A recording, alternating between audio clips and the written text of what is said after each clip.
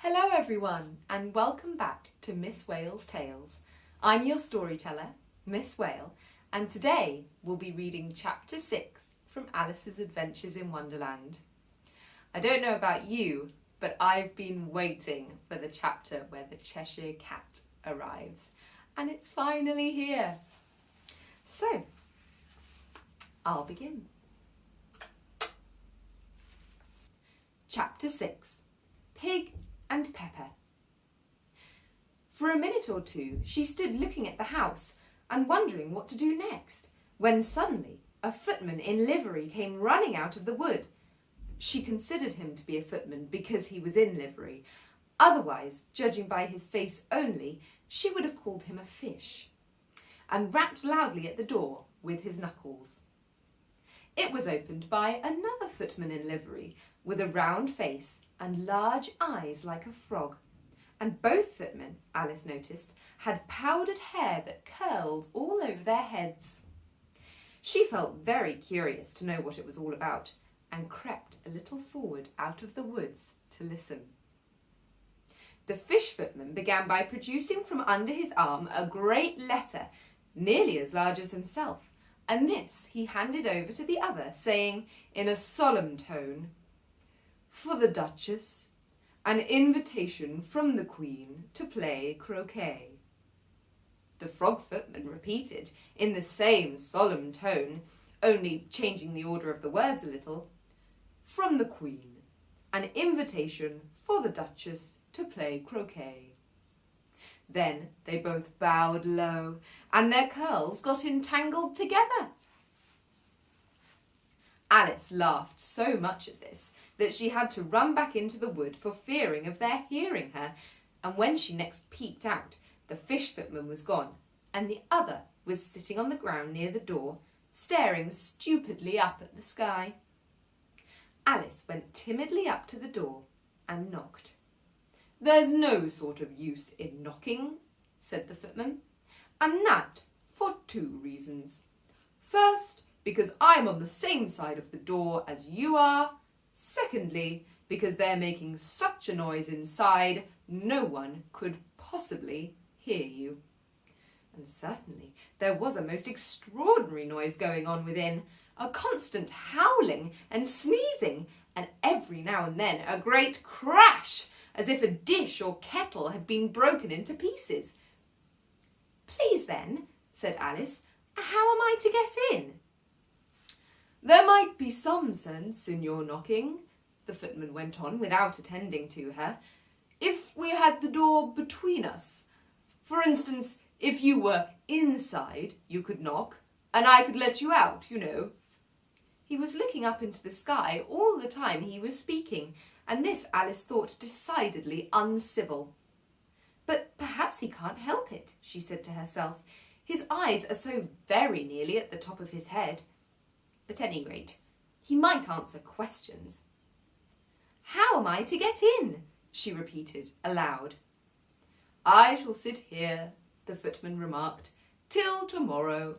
At this moment the door of the house opened and a large plate came skimming out, straight at the footman's head. It just grazed his nose and broke to pieces against one of the trees behind him. "Or next day, maybe," the footman continued in the same tone, exactly as if nothing had happened. "How am I to get in?" asked Alice again, in a louder tone. "Are you to get in at all?" said the footman. "That's the first question, you know." It was, no doubt, only Alice did not like to be told so. "It's really dreadful," she muttered to herself, "the way all the creatures argue. It's enough to drive one crazy." The footman seemed to think this a good opportunity for repeating his remark, with variations. "I shall sit here," he said, "on and off, for days and days." "But what am I to do?" said Alice.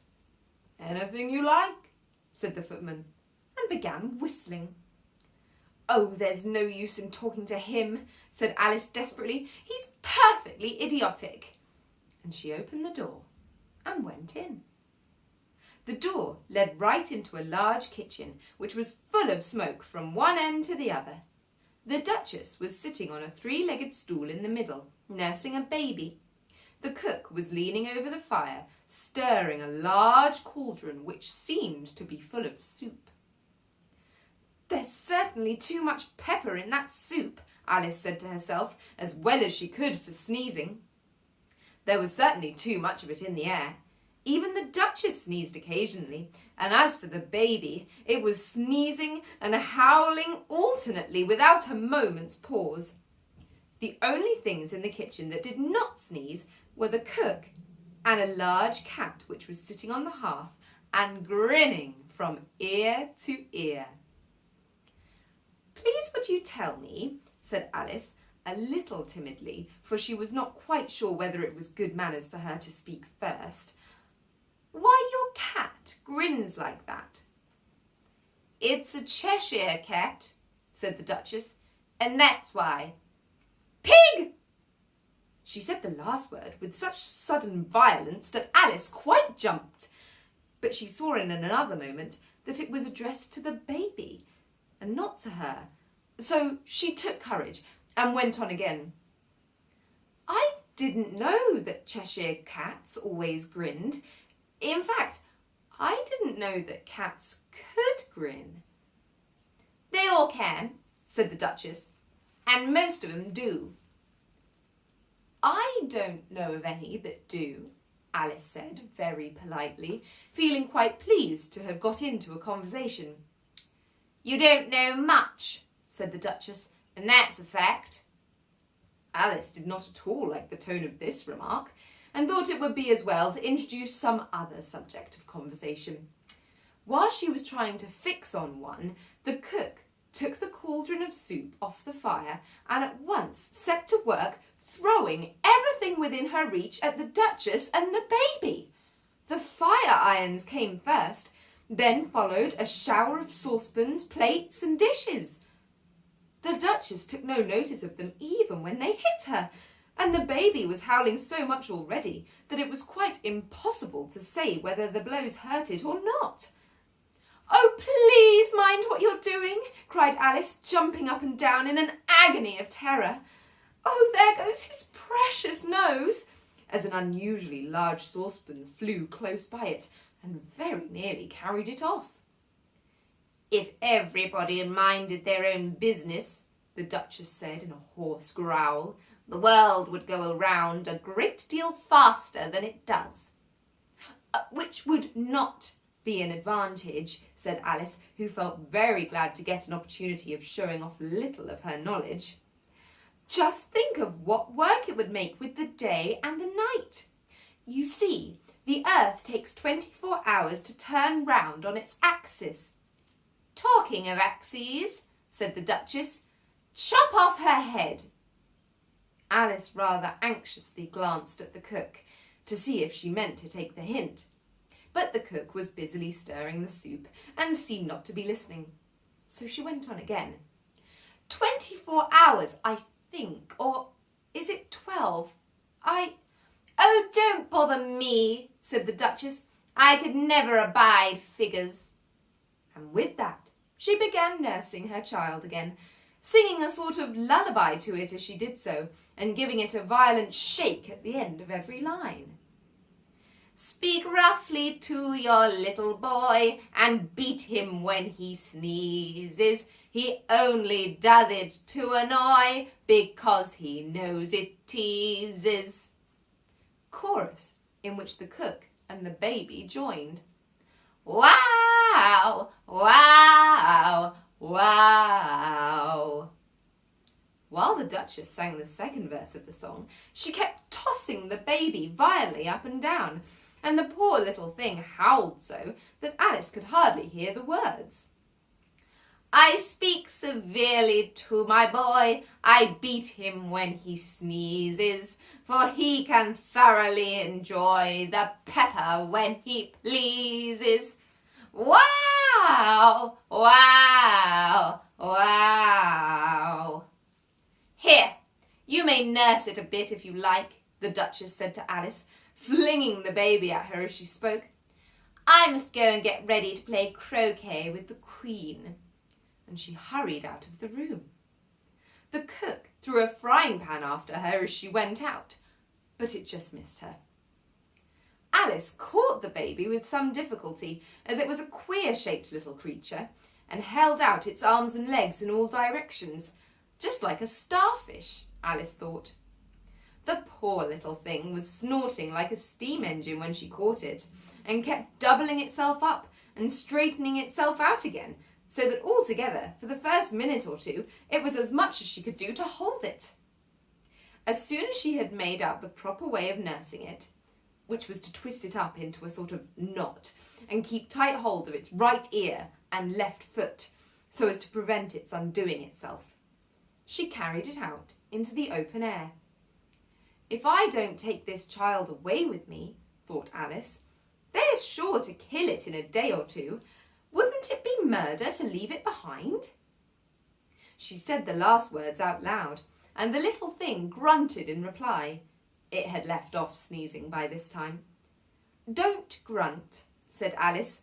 That's not at all a proper way of expressing yourself. The baby grunted again, and Alice looked very anxiously into its face to see what was the matter with it. There could be no doubt that it had a very turn-up nose, much more like a snout than a real nose. Also, its eyes were getting extremely small for a baby. Altogether, Alice did not like the look of the thing at all. But perhaps it was only sobbing, she thought, and looked into its eyes again to see if there were any tears. No, there were no tears. If you're going to turn into a pig, my dear, said Alice, seriously, I'll have nothing more to do with you. Mind now. The poor little thing sobbed again, or grunted. It was impossible to say which. And they went on for some while in silence. Alice was just beginning to think to herself, now, what am I going to do with this creature when I get it home? When it grunted again so violently that she looked down into its face in some alarm. This time there could be no mistake about it. It was neither more nor less than a pig, and she felt that it would be quite absurd for her to carry it any further. So she set the little creature down and felt quite relieved to see it trot away quietly into the wood. If it had grown up, she said to herself, it would have made a dreadfully ugly child, but it makes rather a handsome pig, I think. And she began thinking over other children she knew who might do very well as pigs, and was just saying to herself, if one only knew the right way to change them, when she was a little startled by seeing the Cheshire Cat sitting on a bough of a tree a few yards off. The cat only grinned when it saw Alice. It looked good-natured, she thought. Still, it had very long claws and a great many teeth, so she felt that it ought to be treated with respect. Cheshire Puss, she began, rather timidly, as she did not know at all whether it would like the name. However, it only grinned a little wider. Come, it's pleased so far, thought Alice, and she went on. Would you tell me, please, which way I ought to go from here?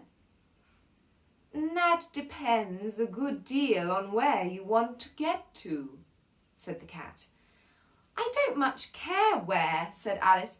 Then it doesn't matter which way you go, said the cat, so long as I get somewhere, Alice added as an explanation. Oh, you're sure to do that, said the cat, if you only walk long enough. Alice felt that this could not be denied, so she tried another question. What sort of people live about here? In that direction, said the cat, waving its right paw round, lives a hatter, and in that direction, waving with the other paw, a March hare. Visit either you like. They're both mad. But I don't want to go among mad people, Alice remarked. Oh, you can't help that, said the cat. We're all mad here. I'm mad. You're mad. How do you know I'm mad? Said Alice. You must be, said the cat, or you wouldn't have come here. Alice didn't think that proved it at all. However, she went on. And how do you know that you're mad? To begin with, said the cat, a dog's not mad. You grant that? I suppose so, said Alice. Well then, the cat went on, you see, a dog growls when it's angry and wags its tail when it's pleased. Now, I growl when I'm pleased and wag my tail when I'm angry. Therefore, I'm mad. I call it purring, not growling, said Alice. Call it what you like, said the cat. Do you play croquet with the Queen today? I should like it very much, said Alice, but I haven't been invited yet. You'll see me there, said the cat, and vanished. Alice was not much surprised by this. She was getting so used to queer things happening. While she was looking at the place where it had been, it suddenly appeared again. By the by, what became of the baby? Said the cat. I'd nearly forgotten to ask. It turned into a pig, Alice quietly said, just as if it had come back in a natural way. I thought it would, said the cat, and vanished again. Alice waited a little, half expecting to see it again, but it did not appear. And after a minute or two, she walked on in the direction in which the March Hare was said to live. I've seen hatters before, she said to herself. The March Hare will be much more interesting, and perhaps, as this is May, it won't be raving mad, at least not so mad as it was in March. As she said this, she looked up, and there was the cat again, sitting on the branch of a tree. Did you say pig or fig? Said the cat. I said pig, said Alice, and I wish you wouldn't keep appearing and vanishing so suddenly. You make one quite giddy. All right, said the cat, and this time it vanished quite slowly, beginning with the end of the tail and ending with the grin, which remained some time after the rest of it had gone. Well, I've often seen a cat without a grin, thought Alice, but a grin without a cat? It's the most curious thing I ever saw in all my life. She had not gone much farther when she came in sight of the house of the March Hare. She thought it must be the right house, because the chimneys were shaped like ears and the roof was thatched with fur. It was so large a house that she did not like to go nearer till she had nibbled some more of the left-hand bit of mushroom and raised herself to about 2 feet high. Even then, she walked up towards it rather timidly, saying to herself, Suppose it should be raving mad after all. I almost wish I'd gone to see the Hatter instead. And that's the end of chapter 6. We'll have to wait for chapter 7 to see how Alice's meeting with the March Hare goes. Thank you so much for joining me, everybody. Can't wait to see you next time. Bye-bye.